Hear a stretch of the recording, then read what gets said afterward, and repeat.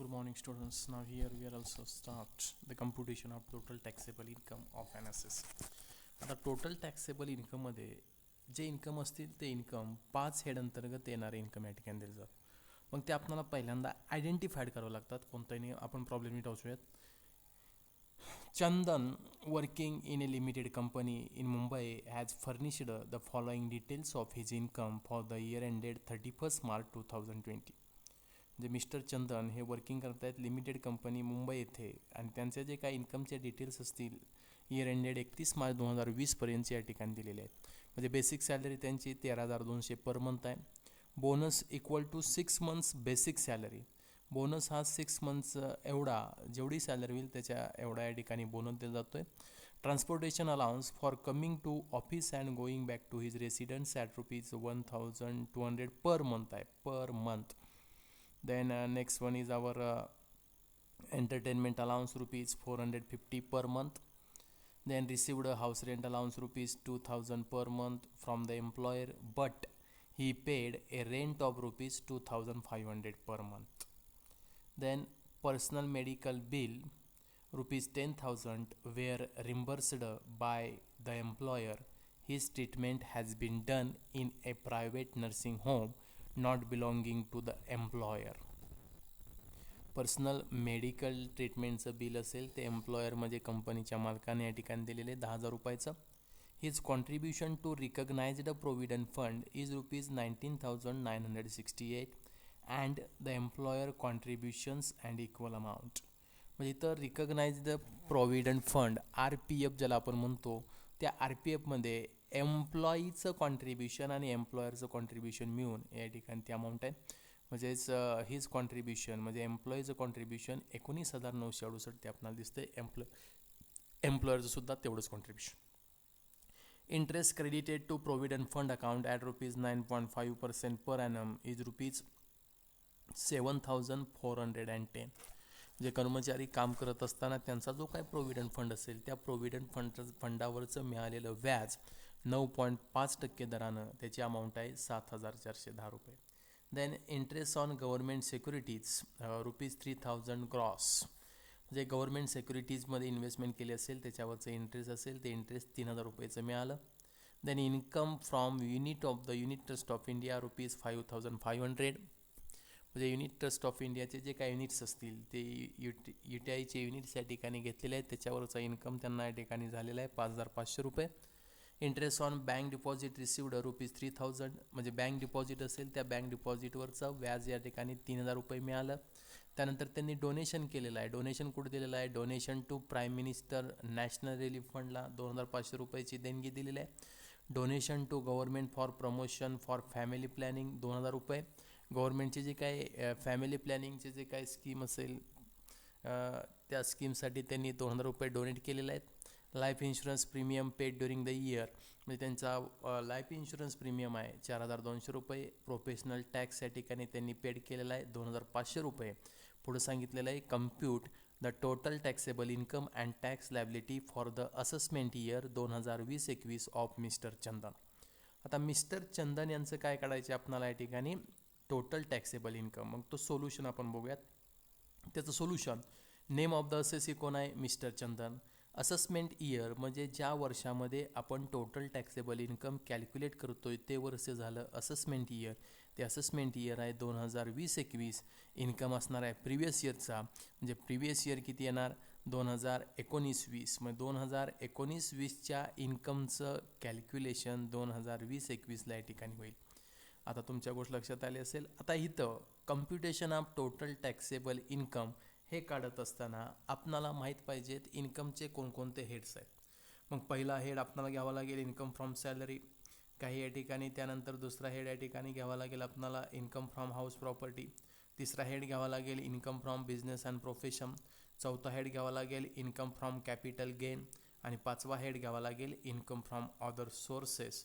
मग ते आपण एकाखाली एक या ठिकाणी लिहून घेऊयात. पहिला हेड आपला या ठिकाणी असणार आहे कॅपिटल आहे. First income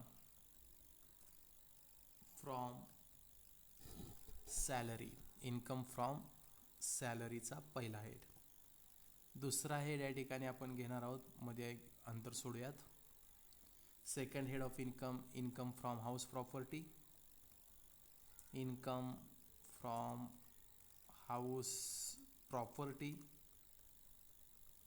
Then third income head, it is nothing but our income from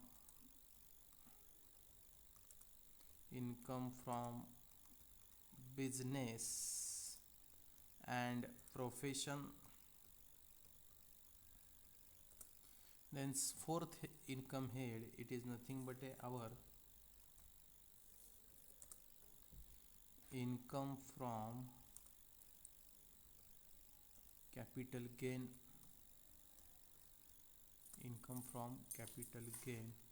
and fifth head of income, it is nothing but our income from other sources, income from other sources. आता या 5 head अंतर्गत येणारं income त्या head अंतर्गत घ्यायचं. जे काय as per the act असेल, ॲक्टनुसार जे डिडक्शन असेल ते डिडक्शन होईल, वजावट असेल ती वजावट मिळेल, जे काय अमाऊंट असेल त्यानुसार या ठिकाणी ते होईल. त्यानंतर पहिल्यांदा या ठिकाणी बघूयात प्रॉब्लेममध्ये काय दिलं आहे. काय दिलेलं आहे, पहिला इन्कम दिलेला आहे बेसिक सॅलरी ₹13,200 पर मंथ. हा बेसिक सॅलरी हा काय झाला तर इन्कम फ्रॉम सॅलरी या हेड अंतर्गत येईल. मग इन्कम फ्रॉम सॅलरी या हेड अंतर्गत या ठिकाणी पहिला पॉईंट आला आपला इन्कमचा. त्याला काय म्हणणार आपण, बेसिक सॅलरी.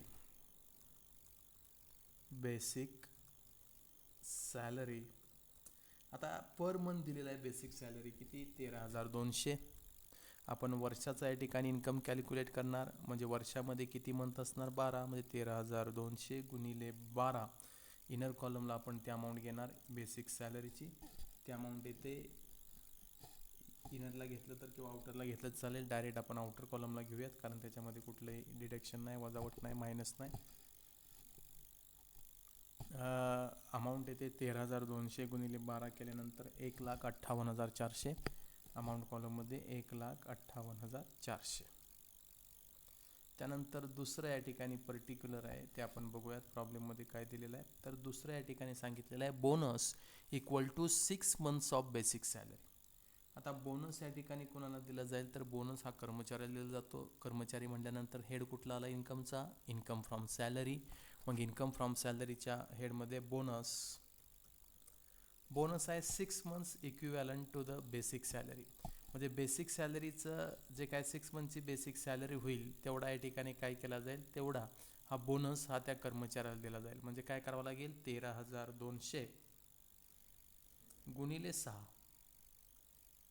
हा झाला बोनस. मग 13,000 गुणिले 6 केल्यानंतर त्याची अमाऊंट येते 79,200.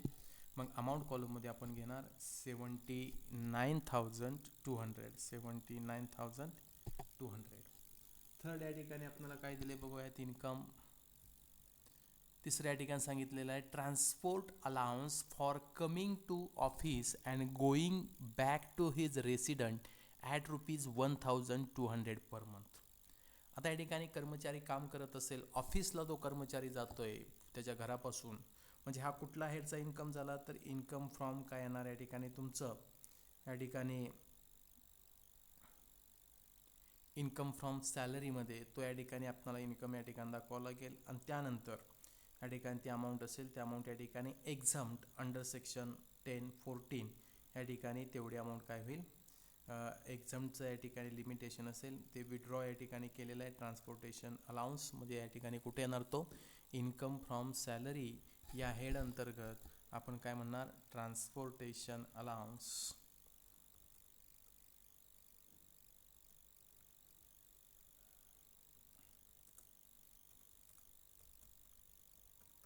ट्रान्सपोर्टेशन अलाउन्स कर्मचाऱ्याला दिला जाईल. ट्रान्सपोर्टेशन अलाउन्स तर किती आहे तर 1,200 एका महिन्याला, म्हणजे या ठिकाणी 12 महिन्याचे किती येतील ते आपल्याला काढावं लागेल. एक्झाम त्या ठिकाणी 2000 असेसमेंट इयर 2020-21 पासून त्या ठिकाणी एक्झामची अमाऊंट अंडर सेक्शनमध्ये ते नील केलेली आहे. म्हणजे गव्हर्नमेंट काय करतं तर गव्हर्नमेंट या ठिकाणी दरवर्षी फायनान्स ॲक्ट असेल जो आपण बजेट म्हणतो आपण त्याला, ते बजेट सादर करत असतं आणि त्या बजेटमध्ये काही चेंजेस असतील ते चेंजेस या ठिकाणी सांगत असतं. त्याच्या चेंजेसमध्ये एक्झाम जे होतं अगोदर ट्रान्सपोर्टेशन अलाउन्स तो या ठिकाणी या एक्झामशन ते काढून टाकलेलं आहे. म्हणजे यामध्ये लेस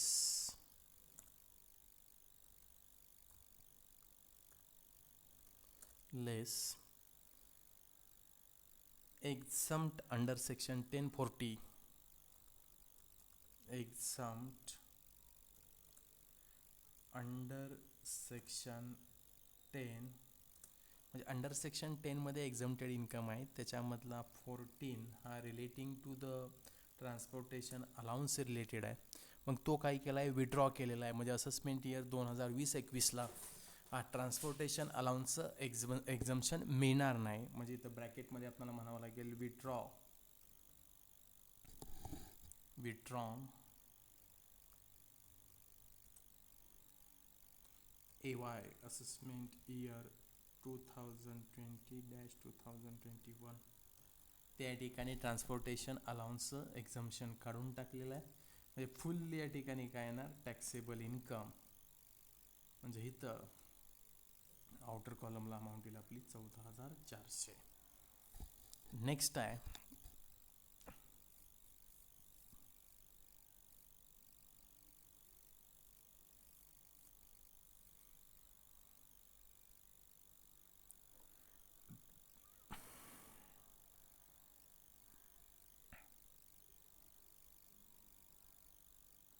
नेक्स्ट या ठिकाणी इन्कम काय आहे, तर या ठिकाणी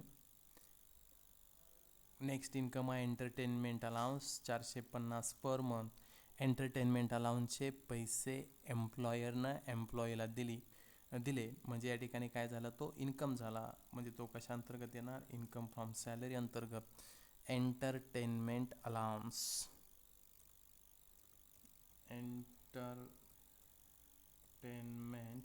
अलाउन्स अमाऊंट आहे 450 रुपये महिन्याला. म्हणजे आपण इथं वार्षिक या ठिकाणी त्यांचा इन्कम काढतोय. 450 गुणिले 12 म्हणजे किती आला तो, 450 गुणिले 12 म्हणजे या ठिकाणी आला तो 5,400 रुपये. 5,400. त्यानंतर नेक्स्ट आहे हाऊस रेंट अलाउन्स. नेक्स्ट बघूयात इन्कम काय सांगितलेलं आहे. आता हाऊस रेंट अलाउन्स या ठिकाणी काय झाला, revised house rent allowance ₹2,000 per month from the employer but he paid a rent of ₹2,500 per month. म्हणजे इथं काय सांगितलेलं, त्यांना अलाउन्स मिळतोय 2,000 रुपयेच. अलाउन्स किती मिळतोय, 2,000 रुपये. म्हणजे त्यांना मिळणारा जो काय अलाउन्स असेल हा झाला त्यांचा इन्कम. म्हणजे हाऊस रेंट अलाउन्स हा इन्कम कशामध्ये अंतर्गत येईल, तर इन्कम फ्रॉम हाऊस प्रॉपर्टी अंतर्गत येईल. मग आपल्या या ठिकाणी इन्कम फ्रॉम हाऊस प्रॉपर्टीचा हेड, मग तिथं काय घेणार आपण, हाऊस रेंट अलाउन्स.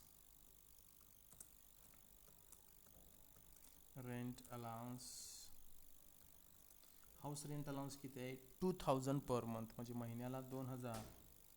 म्हणजे वर्षाचे किती येतील, तर वर्षाचे येतील तुमचे इनर कॉलमला घ्या, कारण त्याच्यामध्ये एक्झम्प्ट HR या ठिकाणी आपल्याला काढावं लागेल. 2,000 म्हणजे वर्षाचे आले 24,000.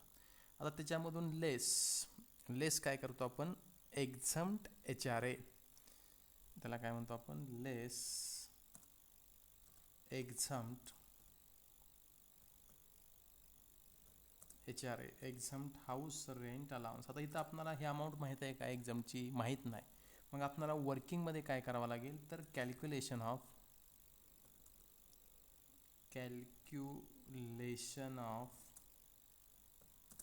एक्झम्प्ट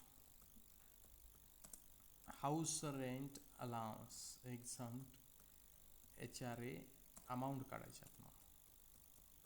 म्हणजे एक्झम्प्ट HRAची अमाऊंट या ठिकाणी नक्की किती असेल, तर त्याच्यामध्ये या ठिकाणी काय आहे, तर त्याच्यामध्ये पहिल्यांदा या ठिकाणी आपल्याला काय घ्यावं लागेल, तर हाऊस रेंट अलाउन्स. त्यामध्ये सॅलरी फॉर HRA,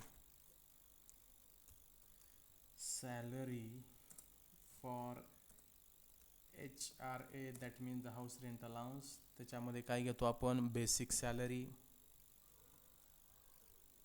जी प्रॉब्लेममध्ये दिलेली आहे, बेसिक सॅलरी. त्याच्यामध्ये plus dearness allowance in bracket applicable असेल तरच तो येईल. ॲप्लिकेबल ॲप्लिकेबल असेल तरच येईल, म्हणजे रिटायरमेंट बेनिफिटमध्ये इन्क्लुडिंग असेल तर या ठिकाणी.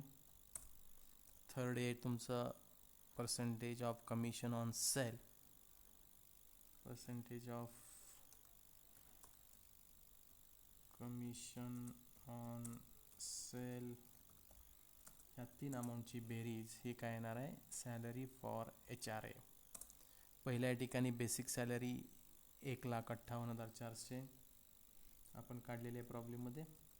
त्यानंतर तुमचं डिअरनेस अलाउन्स प्रॉब्लेममध्ये दिलेलं नाही, म्हणजे तो नील आला. Percentage on commission on sale ते सुद्धा या ठिकाणी नील आलं. म्हणजे जिथं आपलं या ठिकाणी सॅलरी फॉर HRA ते किती आलं या ठिकाणी, सॅलरी फॉर HRA ती किती आली आपली, 1,58,400. 1,58,400 आली आपली सॅलरी फॉर HRA. आता एक्झम्प्ट HRA काढत असताना least of the following amount, म्हणजे exempt HRA house rent allowance त्याच्यामध्ये काय least amount of the following, least amount of the following. मग least amount of the following त्यामध्ये पहिलं HRA रिसिवड, ॲक्च्युअलमध्ये किती HRA रिसिवड झाला तो या ठिकाणी अमाऊंट आपण कन्सिडर करणार. ॲक्च्युअल HRA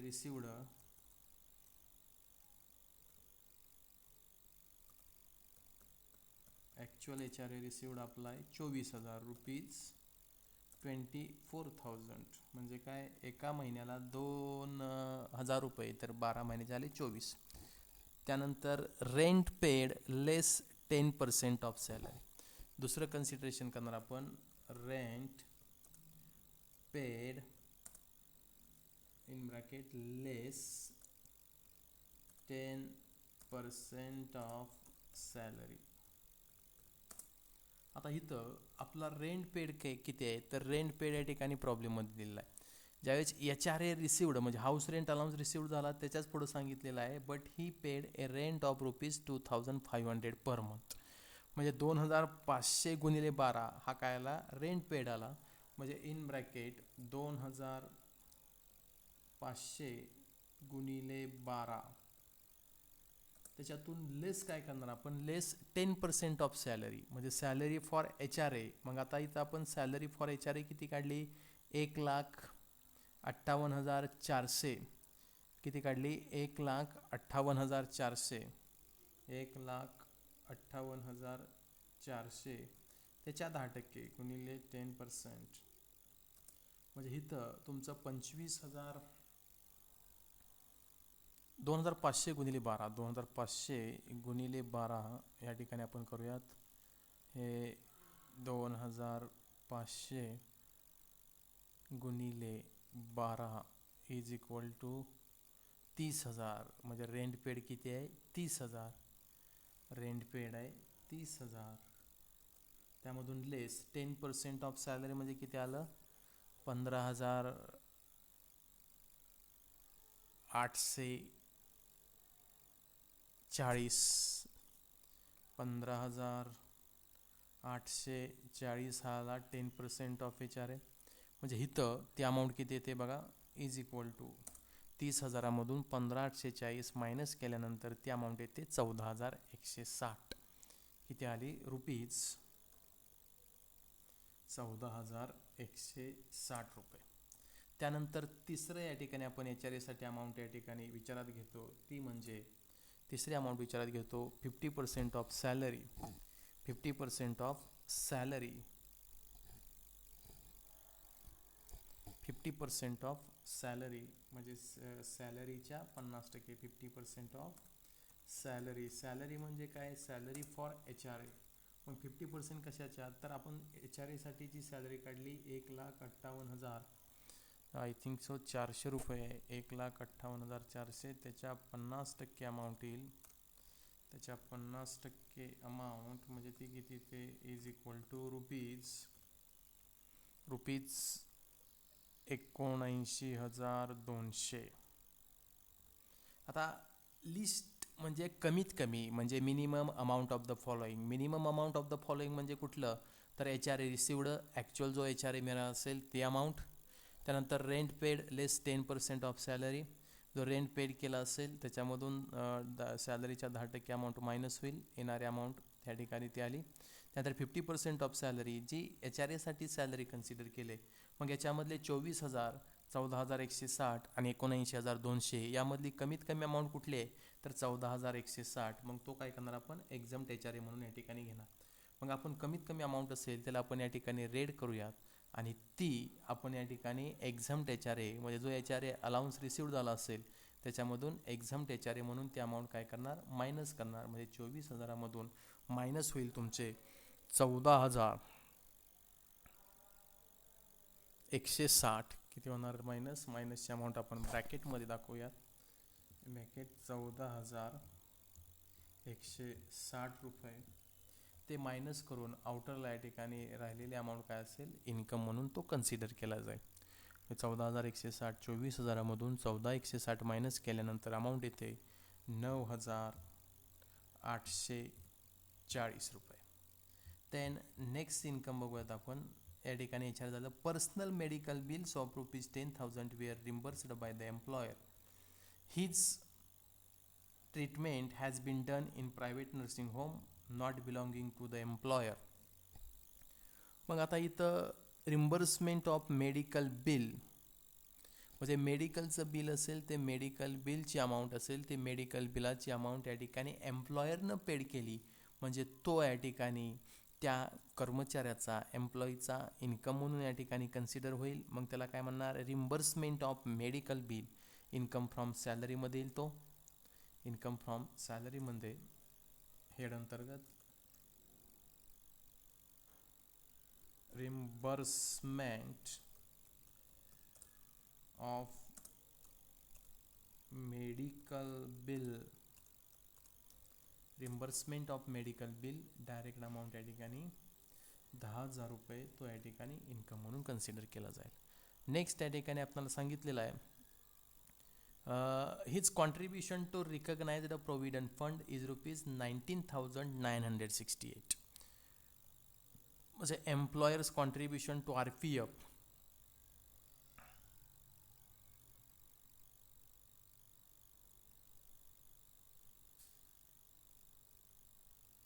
हे या ठिकाणी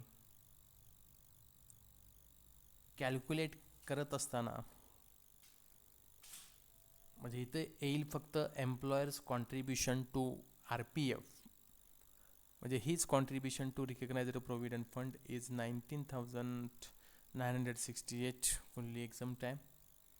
परंतु एम्प्लॉयरचं जे कॉन्ट्रीब्युशन असेल कॉन्ट्रीब्युशन टू RPF हे या ठिकाणी ते या ठिकाणी इन्कम म्हणून कन्सिडर करावं लागेल. आता RPF दिला जातो रिकग्नाइज्ड प्रोव्हिडंट फंड हे या ठिकाणी कर्मचाऱ्याला म्हणजे कर्मचाऱ्याशी निगडीत आहे. म्हणजे तो इन्कम कुठल्या हेड अंतर्गत येईल, तर इन्कम फ्रॉम सॅलरी या हेड अंतर्गत तो इन्कम येईल. म्हणजेच इथं आपल्याला या ठिकाणी इन्कम फ्रॉम सॅलरी या हेड अंतर्गत काय म्हणावं लागेल, तर या ठिकाणी तुमचं कॉन्ट्रीब्युशन कुणाचं, employer's contribution to RPF. Employer's contribution, employer's म्हणजे कोण, कंपनीचा मालक आहे, त्या मालकाने या ठिकाणी काय केलेलं आहे, employer's contribution to RPF recognised provident fund amount आहे 19,968, 19,968 हे झालं employer's contribution to recognised provident fund. तर त्याच्यामधून लेस एक्झाम्प्ट, आता याच्यामध्ये एक्झाम्पशन या ठिकाणी मिळतं म्हणजे एम्प्लॉयर कॉन्ट्रीब्युशन टू RPF. इथं सुद्धा या ठिकाणी आपल्याला काय काढावं लागेल, salary for recognised provident fund. मग या ठिकाणी एक्झाम्प्ट किती आहे, तर exempt contribution up to 12% of salary. म्हणजे कर्मचाऱ्याला मिळणारी सॅलरी असेल पण इथं सॅलरी फॉर RPF या ठिकाणी काढावं लागेल. म्हणजे जसं आपण वर्किंग नोटमध्ये सॅलरी फॉर HRA काढलं त्याच पद्धतीनं आपणाला या ठिकाणी काय काढावं लागेल, calculation of exempt amount of RPF. RPFची आपल्याला एक्झाम्ट अमाऊंट काढावी लागेल. मग त्याच्यासाठी सुद्धा सॅलरी लागेल. म्हणजे इथं काय करणार आपण, salary for RPF recognised provident फंडासाठी लागणारी सॅलरी. मग त्या सॅलरीमध्ये काय काय येईल, तर त्या सॅलरीमध्ये तुमचं काय येणार, बेसिक सॅलरी येईल, डिअरनेस अलाउन्स येईल आणि कमिशन ऑन सेल येईल. म्हणजे जे HRL आहे तेच या ठिकाणी येईल.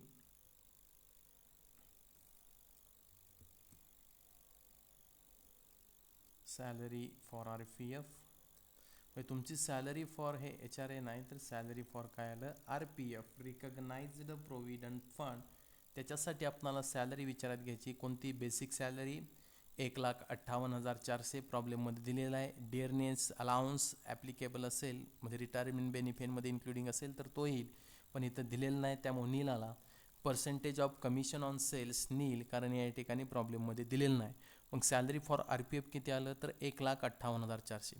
मग आता इथं एक्झम्प्ट RPF म्हणजे contribution to RPF up to किती, 12% ऑफ सॅलरी. म्हणजे एक्झम्प्ट या ठिकाणी RPF किती असणार आहे, एक्झम्प्ट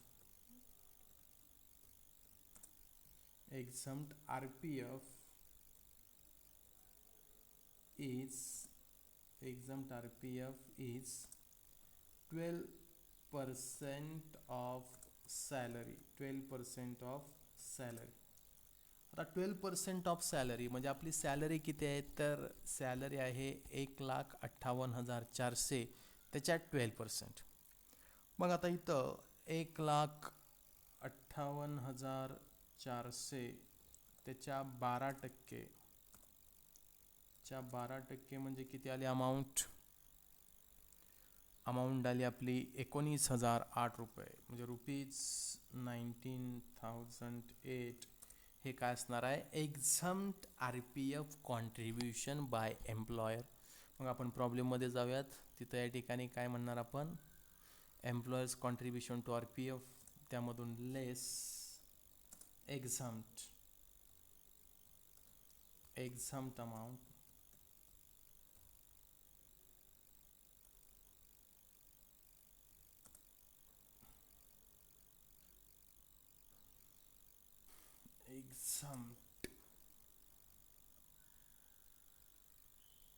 एक्झाम्ट अमाऊंट आहे. ते अमाऊंट आपण अमाऊंट कॉलममध्ये घेऊयात. 19,008. राहिलेलं काय असणार आहे, तर तो टॅक्सेबल इन्कम होईल. ती इन्कमची अमाऊंट येते 19,008मधून ते मायनस केल्यानंतर 960 रुपये हा काय झाला, टॅक्सेबल कॉन्ट्रीब्युशन झालं.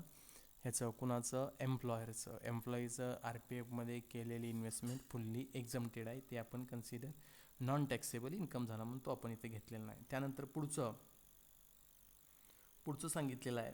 काय सांगितलेलं आहे, the interest credited to provident fund account at 9.5% per annum. पुढच्या या ठिकाणी इन्फॉर्मेशनमध्ये सांगितलेलं आहे. काय सांगितलेलं आहे, interest credited to provident fund account at ₹9.5% per annum is ₹7,410.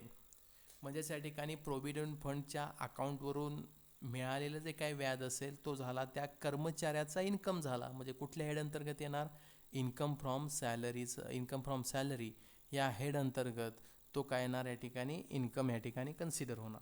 मग आता इथं याच्यामध्ये व्याज मिळालं म्हणजे इंटरेस्ट ऑन RPF या ठिकाणी एक्झम्प्ट आहे 9.5%. म्हणजे पहिल्यांदा आपण तो इन्कम म्हणून दाखवणार आणि परत ते एक्झामची अमाऊंट काय करणार, लेस. कुठल्या हेड अंतर्गत येणार, तर इन्कम फ्रॉम सॅलरी या हेड अंतर्गत. तिथं काय म्हणणार, इंटरेस्ट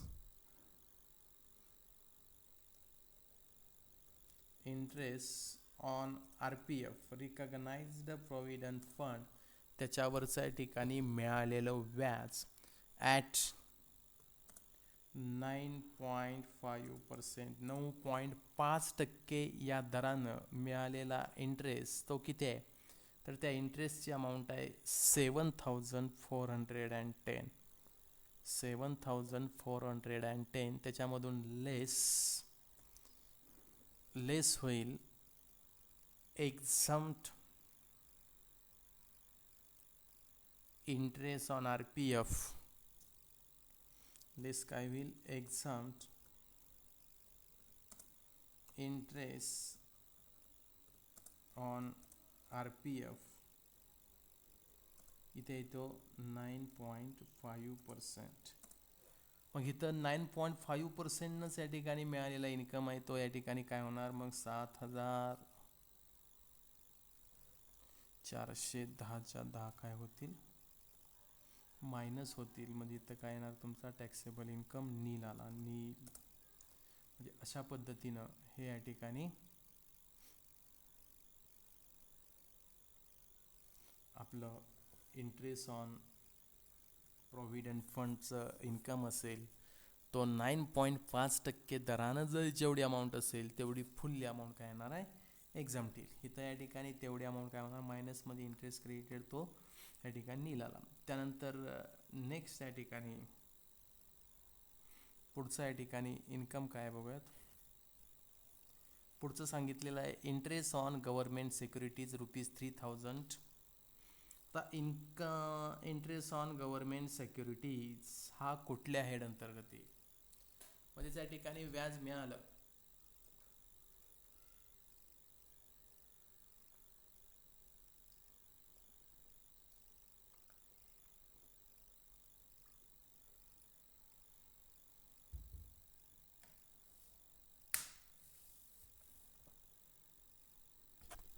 आता कोणतंही व्याज असू द्यात मग ते तुमचं युनिट ट्रस्ट ऑफचं व्याज असू द्यात किंवा इंटरेस्ट ऑन बँक डिपॉझिट असू द्यात किंवा आणखी काय असू द्यात तर ते या ठिकाणी तुमचं काय येणार आहे कुठल्या हेड अंतर्गत येईल तर इन्कम फ्रॉम अदर सोर्सेस. मग इन्कम फ्रॉम अदर सोर्सेस या हेड अंतर्गत आपण काय घेणार आपला कुठं आहे 5वा हेड आहे इन्कम फ्रॉम अदर सोर्सेस. या हेड अंतर्गत तो इन्कम आपण दाखवणार interest on government security. Interest on government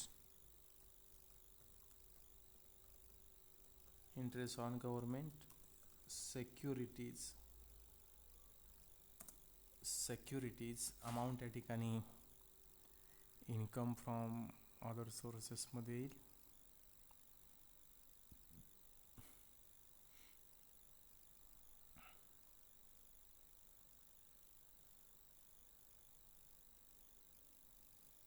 interest on government securities amount inner कॉलममध्ये घ्या 3,000 रुपये.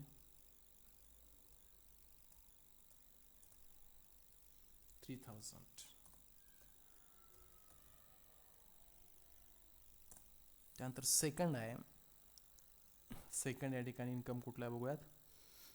Income from unit trust of India 5,500 हे काय फुल्ली एक्झम्प्ट आहे. म्हणजे काय येणार नेक्स्ट या ठिकाणी इन्कम फ्रॉम अदर सोर्सेस अंतर्गत काय येईल आपला income from UTI. Income from units of UTI. Income from units of UTI that means unit trust of India amount या ठिकाणी फुल्ली एक्झम्प्ट आहे. ते काय या ठिकाणी एक्झम्प्ट आपण डायरेक्ट इथं लिहूयात एक्झम्प्टमध्ये ते काय येणार या ठिकाणी नील येणार. म्हणजे किती जरी अमाऊंट असेल तर ते या ठिकाणी नील येईल. त्यानंतर तिसरं या ठिकाणी इन्कम सोर्स कुठला आहे बघूयात. युनिट ट्रस्ट झालं. त्यानंतर interest on bank deposit received ₹3,000. Interest on bank deposit received या ठिकाणी interest on bank deposit received. आता हे बँक डिपॉझिट वेगवेगळ्या प्रकारचं असतं. मग या ठिकाणी बँक डिपॉझिट काय करंट अकाउंटचं असेल सेविंग अकाउंटचं असेल का फिक्स्ड या ठिकाणी तुमचं डिपॉझिट आहे. तर इथं आपण या ठिकाणी फिक्स्ड डिपॉझिटचं या ठिकाणी इंटरेस्ट जर कन्सिडर केला तर तुमचं 80 TTA अंतर्गत तो अलाउड होणार नाही. 80 TTA अंतर्गत इंटरेस्ट ऑन सेविंग डिपॉझिट असेल ते या ठिकाणी अलाउड होईल. म्हणजे इथं आपण या ठिकाणी घेत असताना तो फिक्स्ड डिपॉझिटचा इंटरेस्ट म्हणून कन्सिडर करणार. तो काही टॅक्सेबल इंटरेस्ट येईल. म्हणजे तो कुठल्या हेड अंतर्गत येणार तर इन्कम फ्रॉम अदर सोर्सेस. म्हणजे आपला इन्कम फ्रॉम अदर सोर्सेस या हेड अंतर्गत interest on bank deposit interest on bank deposit. इथं या ठिकाणी आपण अजम्पशन काय केलेलं आहे, such interest on a fixed deposit received on a fixed deposit, म्हणून तो या ठिकाणी टोटल टॅक्सेबल इन्कम या ठिकाणी म्हणून तो कन्सिडर होईल. कुठल्या हेड अंतर्गत, तर इन्कम फ्रॉम अदर सोर्सेस या हेड अंतर्गत. आता पुढचं काय झालं, तर या ठिकाणी donation to prime minister national relief fund ₹2500. म्हणजे या ठिकाणी डोनेशन हे कशा अंतर्गत येणार, तर तुमचं या ठिकाणी शेवटी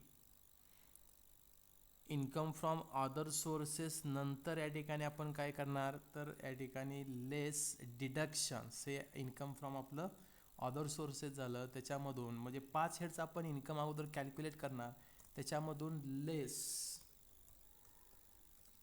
काय येणार, deduction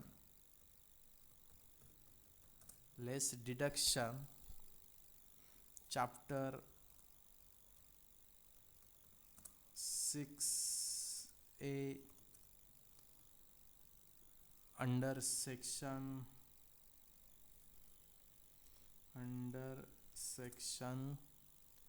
80C, 80CCC to 80U. म्हणजे या डिडक्शन अंतर्गत येणाऱ्या वजावटी इथं आपण मायनस करू शकतो, वजा करू शकतो. मग पहिलं या ठिकाणी आपलं डिडक्शन आहे डोनेशनचं, म्हणजेच कुठल्या हेड अंतर्गत येईल, तर 80G अंतर्गत येईल. G फॉर गिवन, डोनेशन दिलं जातं, म्हणजेच 80G अंतर्गत या ठिकाणी ते काय करणार, आपण डिडक्ट करणार. म्हणजे या ठिकाणी लेस, त्यामध्ये 80G अंतर्गत येणारं या ठिकाणी काय पहिलं आहे, donation to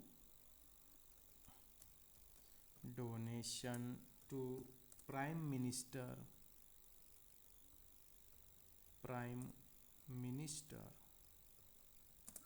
donation to prime minister relief fund, donation to prime minister relief fund, ते या ठिकाणी डिडक्शन 80G अंतर्गत येईल. त्याची अमाऊंट आहे ₹2000, 100% डिडक्शन येईल. त्याचं या ठिकाणी काय होणार, 100% डिडक्शन होणार. 100% म्हणजे 2000च्या 100% म्हणजे किती आपण मायनस करू शकतो इथं, तर 2000च आपण मायनस करू शकतो. 100%, त्यामध्ये 50% नाही. परत आपण या ठिकाणी बघूयात, दुसऱ्या या ठिकाणी काय, हे donation of prime minister relief fund झालं. त्यानंतर donation to government for promotion of family planning ₹2000. पुन्हा या ठिकाणी काय केलेलं आहे, डोनेशन दिलेलं आहे, donation to government for promotion of family planning, ते सुद्धा दिलेलं डोनेशन 100% काय डिडक्ट करता येऊ शकतं, जेवढी अमाऊंट दिली असेल तेवढी. मग इथं या ठिकाणी 80G अंतर्गत पहिल्या या ठिकाणी डोनेशन दिलं होतं, donation to prime minister relief fund, मग दुसरं डोनेशन 80G अंतर्गतच येईल.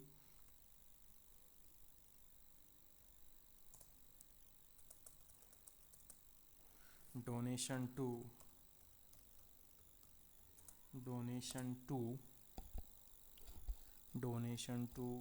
गव्हर्नमेंट फॉर कशासाठी, promotion of family planning, promotion for family planning. Amount या ठिकाणी 100% या ठिकाणी काय होईल, डिडक्शन या ठिकाणी मिळेल, म्हणजे इन ब्रॅकेट 100%. मग डिडक्शनची अमाऊंट किती आहे इथं, आय थिंक सो या ठिकाणी रिलीफ फंडाला आहे 2500 अमाऊंट, आणि family promotion to family planning त्याला या ठिकाणी 2000. त्यानंतर next donation to government promotion family planning झालं. Life insurance premium paid during the year 4200. Life insurance premium paid. आता लाईफ इन्शुरन्स प्रीमियम पेड हे या ठिकाणी कशा अंतर्गत येईल, तर या ठिकाणी तुमचं 80C अंतर्गत ह्या ठिकाणी काय येणार, लाईफ इन्शुरन्स प्रीमियम, जेवढा प्रीमियम असेल तेवढी अमाऊंट म्हणजे ATC अंतर्गत, सी फॉर कॉन्ट्रीब्युशन, जे इथं येईल तुमचं ATC अंतर्गत पहिल्या या ठिकाणी life insurance premium, life insurance premium,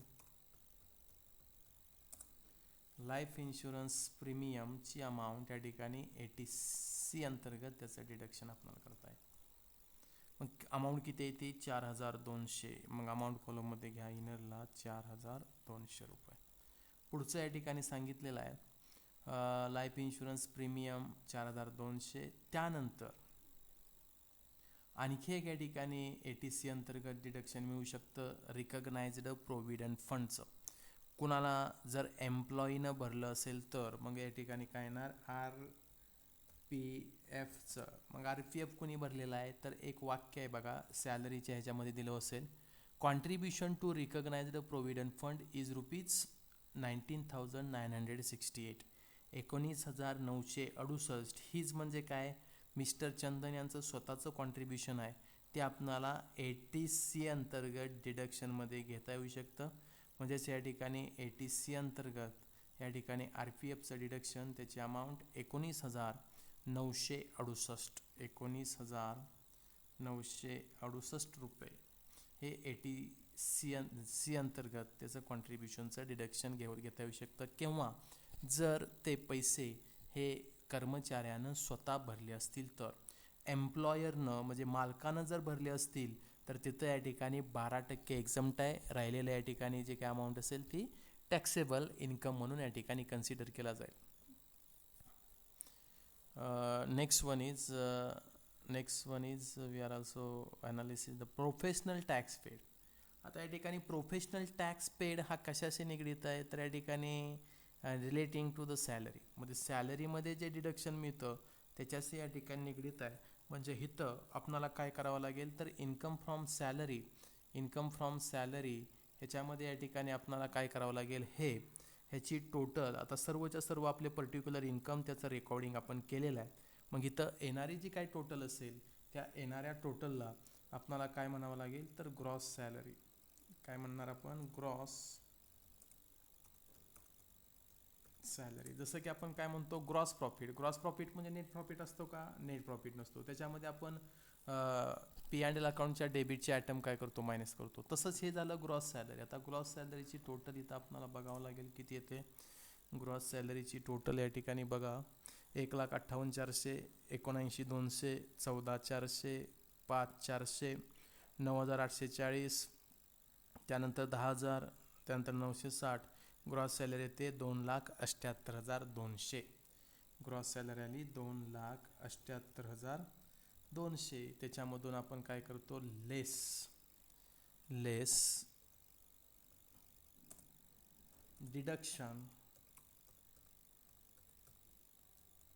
deduction under section 16. सॅलरीशी related जे काही डिडक्शन आहे ते डिडक्शन अंडर सेक्शन 16 अंतर्गत काय या ठिकाणी वजावट केली जाते. मग त्यामध्ये पहिल्या या ठिकाणी डिडक्शन आहे स्टँडर्ड डिडक्शन.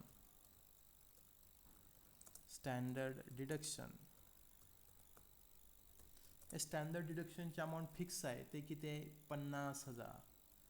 स्टँडर्ड डिडक्शनची अमाऊंट किती आहे, फिक्स 50,000. या ठिकाणी पहिलं आहे स्टँडर्ड डिडक्शन. त्यानंतर दुसरं आहे ठिकाणी प्रोफेशनल टॅक्स.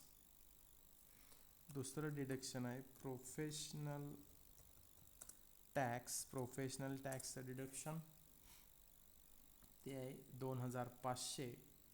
आपण हे इनरलाच घेऊयात की जेणेकरून काय होईल आपल्याला किती अमाऊंट मायनस करायची ते समजेल.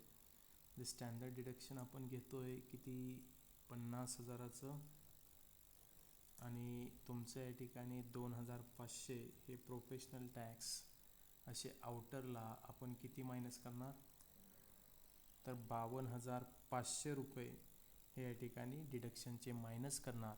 आणि येणारी अमाऊंट काय असेल मग तुमची, ते इन्कम फ्रॉम सॅलरी असेल.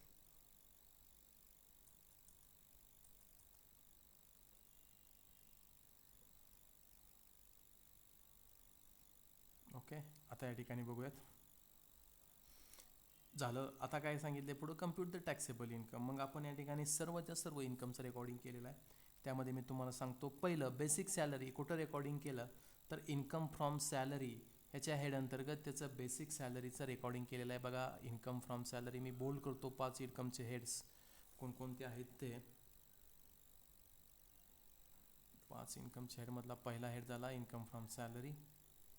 दुसरा हेड आहे इन्कम फ्रॉम हाऊस प्रॉपर्टी. जे काही प्रॉब्लेममध्ये कोणताही इन्कम हाऊस प्रॉपर्टीचा दिलेला नाही, म्हणजे रेंट रिसिव्ड झालं वगैरे वगैरे, तो या ठिकाणी दिलेला नाही. त्यानंतर तिसरा इन्कमचा हेड आहे income from business and profession. म्हणजे कुठल्याही प्रकारचा नेट प्रॉफिट वगैरे किंवा income received from business and profession असं या ठिकाणी काही सांगितलेलं नाही, म्हणजे तो सुद्धा नील आलेला आहे. इन्कम फ्रॉम कॅपिटल गेन, म्हणजे कुठल्याही प्रकारचा गेन किंवा प्रॉफिट या ठिकाणी शेअर ट्रान्सफर करण्यामधून या ठिकाणी झालेला असं या ठिकाणी सांगितलेलं नाही. इन्कम फ्रॉम अदर सोर्सेस, त्याच्यामध्ये इंटरेस्ट असेल, dividend received on Indian company असेल तर फुल्ली एक्झन फॉरेन कंपनी वगैरे, तर इंटरेस्ट या ठिकाणी रिसिव्ड असेल किंवा UTIचं जे इन्व्हेस्टमेंट असेल ते या ठिकाणी आपल्याला दिलेलं आहे. म्हणजे अशा पद्धतीनं सर्व इन्कमचं आपण रेकॉर्डिंग केलं. पहिलं बेसिक सॅलरी, ते कोणत्या हेड अंतर्गत येईल, इन्कम फ्रॉम सॅलरी हेड अंतर्गत येईल. आता सर्वच्या सर्व झाल्यानंतर 2,78,200 मधून तुमचं 52,500 मायनस केल्यानंतर जो काय इन्कम येतो इन्कम फ्रॉम सॅलरी, तो येतोय 2,25,700. हे काय मायनसचे अमाऊंट आपण ब्रॅकेटमध्ये दाखवलेलं आहे, म्हणजे तुमच्या लक्षात येईल. हे मायनस केल्यानंतर 52,500 तुमचं या ठिकाणी इन्कम फ्रॉम सॅलरी येतोय. इन्कम फ्रॉम सॅलरी तो आला 2,25,700. 2,25,700. त्यानंतर इन्कम फ्रॉम हाऊस प्रॉपर्टी, कुठलाच इन्कम दिलेला नाही हाऊस प्रॉपर्टीचा, nil. Income from business and profession काही दिलेलं नाही, नील आलं. त्यानंतर income from capital gain, income from capital gain काहीच दिलेलं नाही, म्हणजे ते सुद्धा काय आलं, नील आलं. इन्कम फ्रॉम कॅपिटल नील. त्यानंतर income from other sources, income from other sources या ठिकाणी बघा, इन्कम फ्रॉम अदर सोर्सेस त्यामध्ये आपल्याला दिसतंय इन्कम फ्रॉम अदर सोर्सेस आहे आपलं किती, 3,000 इंटरेस्ट ऑन गव्हर्नमेंट सिक्युरिटीज आणि 3,000 इंटरेस्ट ऑन बँक डिपॉझिट, असे या ठिकाणी टोटल अमाऊंट किती येते, 6,000. टोटल अमाऊंट किती येते, 6,000 रुपये. हा झाला काय इन्कम फ्रॉम अदर सोर्सेस. मग इथं अमाऊंट घ्या 6,000. म्हणजे 5 हेडचं या ठिकाणी टोटल झालं. त्यानंतर आपलं येणारं काय असणार आहे, ग्रॉस टोटल इन्कम. म्हणजे या 5 हेड अंतर्गत येणारा जो काही इन्कम आहे तो इन्कम आपला काय आला, ग्रॉस टोटल इन्कम. त्याला आपण काय म्हणणार, gross total income. Gross total income. हा ग्रॉस टोटल इन्कम 2,25,700 आणि 6,000, तो किती आला, 2,31,700.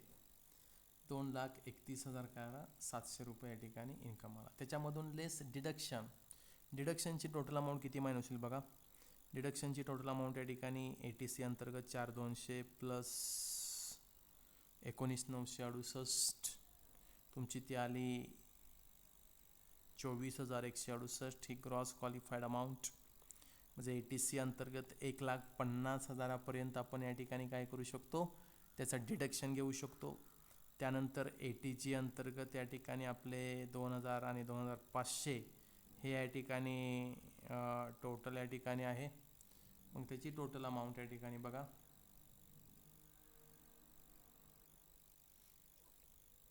ATC अंतर्गत 4,200 आणि 19,968. ATG अंतर्गत 2,500 आणि 2,000 अशी टोटल डिडक्शनची अमाऊंट येते 28,668. किती अमाऊंट आहे ती, 28,668. 668, 28,668 एवढी मायनस होईल कशामधून, 2,31,700 मधून तुम्ही अमाऊंट मायनस करा डिडक्शनची 28,668 रुपये. हे मायनस केल्यानंतर येणारा तो काय असेल तुमचा, येणारी अमाऊंट असेल आपली काय म्हणणार त्याला, total taxable income. Total taxable income किती, 2,31,700 मायनस 28,768 अमाऊंट येते 2,03,032 रुपये. राऊंडअप या ठिकाणी करूयात आपण, राऊंडअप अंडर सेक्शन 288. आता राऊंडअपचा अर्थ काय, राऊंडअप म्हणजे काय, 10च्या आत असेल, 2च्या आत असेल तर ते 32च्या ऐवजी 30, याला म्हणतो आपण राऊंडअप. म्हणजे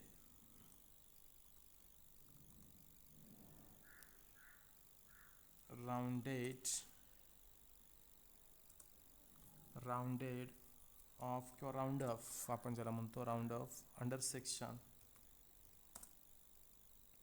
288A. अमाऊंट राऊंड ऑफ येईल ते 32च्या ऐवजी फक्त 30 करायचं. 35-36 असेल तर ते आपण काय करतो मग 33 करतो, किंवा 10च्या पटीत ती अमाऊंट घ्यायची. म्हणजे इथं किती येणार, 2,03,030 रुपये राऊंडअप झालं. मग आता इथं हे झालं या ठिकाणी आपलं काय, टोटल टॅक्सेबल इन्कम राऊंडअप करून 2,03,030. 2,03,030 उलट झालं, इथं 0 पाहिजे, 2,03,030 ही टोटल तुमचं टॅक्सेबल अमाऊंट येईल, ते आपण रेड करूयात. आता इथं आपल्या ठिकाणी टॅक्स लायबिलिटी काढत असताना टॅक्स कितीवर द्यायचा आपल्याला, तर टॅक्स ऑन 2,03,030 आपल्याला टॅक्स कितीवर द्यायचा आहे, तर टॅक्सेबल इन्कम आहे आपला, हा काय झाला, टॅक्सेबल इन्कम झाला. समजण्यासाठी इन ब्रॅकेट मी म्हणतो टॅक्सेबल इन्कम, म्हणजे याच्यावर आपल्याला टॅक्स कॅल्क्युलेट करावा लागेल. म्हणजे किती, 2,03,030 वर. म्हणजे जिथं टॅक्स लॅबिलिटी काढताना ह्याच्यामध्ये टॅक्स ऑन कितीवर द्यायचे आपल्याला, टॅक्स ऑन तर ₹2,03,030 वर टॅक्स द्यायचा आहे. परंतु या ठिकाणी लिमिट कसं आहे आपलं, तर लिमिटमध्ये या ठिकाणी बघत असताना आपण पाहूयात, तर याच्यामध्ये बघा, तर आपल्याला तो रेट दिला होता, चार्ट दिला होता. म्हणजे या ठिकाणी त्या as per the chart given या ठिकाणी पर्सन, या ठिकाणी काय टॅक्सेबल पर्सन असेल, या ठिकाणी आपण 60 इयरपर्यंत आहेत असं सिनियर सिटीजन नाहीत असं समजूयात, तर त्यांना 2,50,000पर्यंत टॅक्स नील आहे. 2,50,000 1 ते 5 लाखापर्यंत किती आहे, 5% आहे. मग आता ह्यांचा टॅक्सेबल इन्कम किती आहे मिस्टर चंदन यांचा, तर 2,03,030. म्हणजे अप टू किती येतोय, अप टू तो आला 2,50,000पर्यंत काय आहे, नील आहे. म्हणजे इथं टॅक्स लायबिलिटी काय येणार, नील येणार. कशी नील येणार, तर इन्कमच किती आहे टॅक्सेबल, 2,03,030, म्हणजे 2.5 लाखापेक्षा कमी आहे. म्हणजे इथं शेवटी टॅक्स लायबिलिटी किती आली, टॅक्स लायबिलिटी आली नील. टॅक्स लायबिलिटी आली नील. म्हणजे मिस्टर चंदन यांना कोणत्याही प्रकारचा टॅक्स ह्या ठिकाणी द्यावा लागत नाही. मिस्टर चंदन यांना कोणत्याही प्रकारचा टॅक्स द्यावा लागत नाही. हा झाला काय तुमचा computation of total taxable income. कारण 2,50,000च्या आत असल्यामुळं अमाऊंट तो नील, टॅक्स लायबिलिटी आली 0 किंवा नील. अशा पद्धतीनं हा या ठिकाणी आपला प्रॉब्लेम असेल. तो प्रॉब्लेम या ठिकाणी कंप्लीट झालेला आहे. या ठिकाणी मी स्टेप बाय स्टेप तुम्हाला सांगतो. या ठिकाणी डिडक्शन कोणतं कशा अंतर्गत येतं, तर सॅलरीचं deduction under section 16 under section 16 या अंतर्गत 3 प्रकारचं डिडक्शन असतं. पहिल्या ठिकाणी स्टँडर्ड डिडक्शन 50,000 ही अमाऊंट फिक्स असणार आहे. प्रोफेशन टॅक्स 2,500 ही अमाऊंट फिक्स असणार आहे. ह्या 2 अमाऊंट फिक्स असणार आहेत.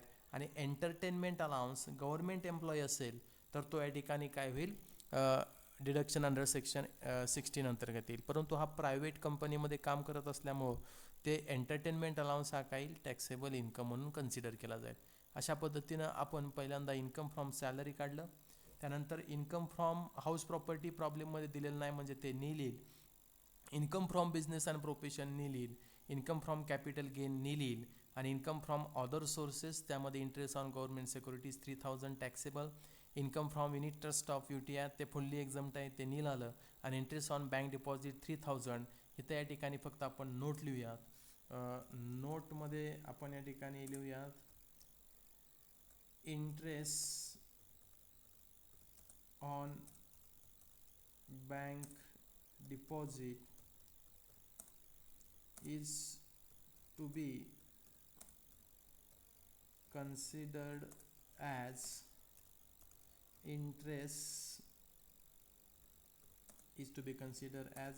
on fixed deposit. Fixed